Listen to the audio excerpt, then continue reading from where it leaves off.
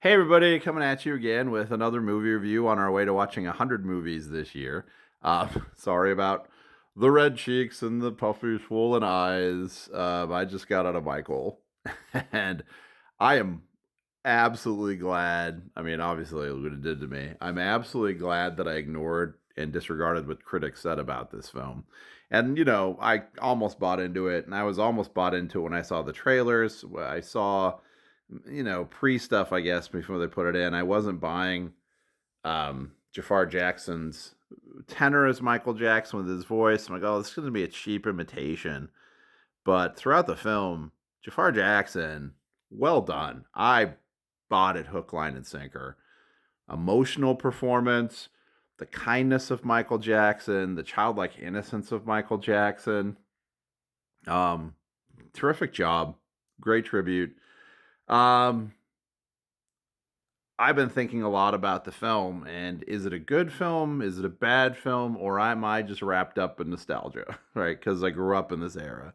And Michael Jackson's music was such a huge part of our life, and everything. Michael Jackson was everywhere, right? He connected to everybody that you knew and everybody in the media. And I think we wore out our VHS copy of Moonwalker overplaying Moonwalker, the Michael Jackson short film, over and over and over and over and over again. And just remember all the things, like, right? You remember the kids in class who would wear the red leather Michael Jackson jacket. And there was a girl in my class who always wore Michael Jackson's jacket. The people who wore the one glove. I remember the first time I saw Bad. I was homesick in 1988, so I would have been in fifth grade, and I was homesick, and it was on MTV. And I remember that moment. I kind of associated with my sickness, but I remember it. I thought, that's so amazing. I remember we grew up in a house that was part of the houses that didn't appreciate MTV all that often. Sorry, mom and dad. Love you. Happy birthday, dad. 75 today, my dad. Um, so I remember going down to our friend Chris's house down the street where they had MTV and watching Thriller for the first time. And this video that was a movie in itself, directed by John Landis and Vincent Price. Oh, so it's all there. And like, hey, even where are you? Even in my own life, this is our, I guess, green screen, so I'll try my best. Original Michael Jackson Thriller vinyl. Well, I'll say ours, but my brother actually bought it when we were kids in the 80s with his paper route money, and then he left for the military while I was still in high school, and then I snagged it. And now I play it in class on our record player. So thanks, brother, for buying that Thriller album that now I possess. Yeah, just a constant running. We Are the World.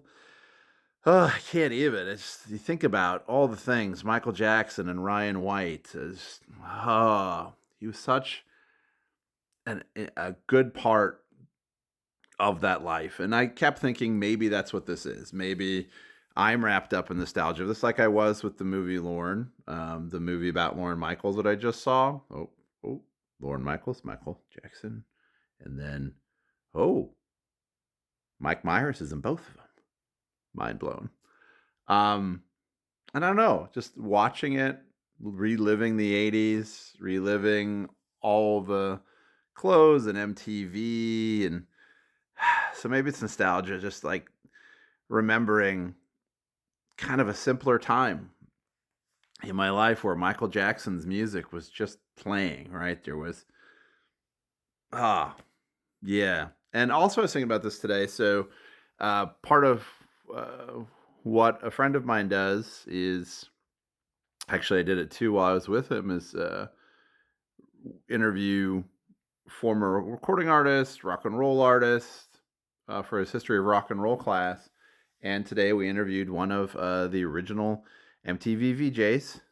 And I don't want to put his name out because I didn't ask him if I could talk about it, but it was a great conversation. And one of the questions that one of the schools that was on the feed asked was, is the part of the movie true where MTV kept Michael Jackson off of MTV because they weren't playing black music? And he more or less confirmed it in a way that actually he kind of said that what was actually happening is these were old top 40 radio guys that were running MTV, and they compartmentalized music. So this was like a top 40 um, program, but him and the other VJs, the powers that be, just like in the movie, said, "We'll pull all of the CBS artists if you don't." And it opened the floodgates, right, to Lionel Richie, to Prince being on MTV. That, they said, "Look, you've got these artists like Hall and Oates." I'm paraphrasing what he said, but you got like Hall and Oates playing blues music. You got all this stuff already. So why can't the crossover? And because of that, um, the music of the 80s became so wide ranging, right? And MTV became so wide ranging. And so that's part of this movie too. So I thought about that today too, because I had this conversation. And so just a lot of thoughts that come up in this movie. But the cast is really good. Colman Domingo is a powerhouse, this guy. Just everything. There's a moment when he comes home as Joe Jackson from the steel mill from Gary, Indiana, which, by the way, watching this movie in Gary, there was applause for Gary. Gary, having your moment. When he comes in as a broken man to the front door, takes a deep breath, and you can see his body change into kind of the authoritative figure that he's going to be inside his own home. If he can't control what's outside, he'll control what's inside. And the morphing this man does to frighten you throughout the movie, you can see the rage and the pain and the jealousy in every flick of his eyelids. And so if he doesn't get nominated for Best Supporting Actor for this role, I don't know what's happening. Nia Long as Kate Jackson, the brothers, everybody, and this Miles Teller, so good, so good, so good, so good. The cast, Antoine Fuqua, great job in the way it's set up. Again, it's standard biopic. Obviously, I put it up there in probably my top 5 biopics with La Bamba, which La Bamba is like my bible of biopics. I love the childhood stuff. Like I said, watching them get famous, hit Motown, move into the solo career, and it looks at a time of his life where he's making Off the Wall and Thriller. And just, yeah, again, I don't know if it's nostalgia, but I dare you not to tap your feet, want to sing along. In fact, like I said, there was a guy dressed like Michael Jackson from Bad who moonwalked with his popcorn from the lobby to up the aisle and the ramp of the theater into a seat. So this is why we go to the movies, for this community, right? So that was really, really fun. And it's almost a concert film, right? He plays whole versions of songs. And so you want to sing along, and he encourages you in the movie to sing along. You're like, is he talking to me? Can I sing Human Nature with him? Um, so much wrapped into this, and just so well done. Are there parts that are a little overlong? Yes, I would say if I had a criticism of this movie, the overlong parts and the Bubbles the Chimp stuff kind of takes me out of the movie a little bit. Like I understand it's probably to emphasize Michael's childlike imagination, but it shows his heart for kids and patience. And I think about Michael Jackson and Ryan White and all the things Michael Jackson did, and I think we had something really special, right? Michael Jackson was special. Lorne Michaels was special. This time we grew up in that set kind of the standard of music and culture. We had something so beautiful and so special, and Michael was a big part of that.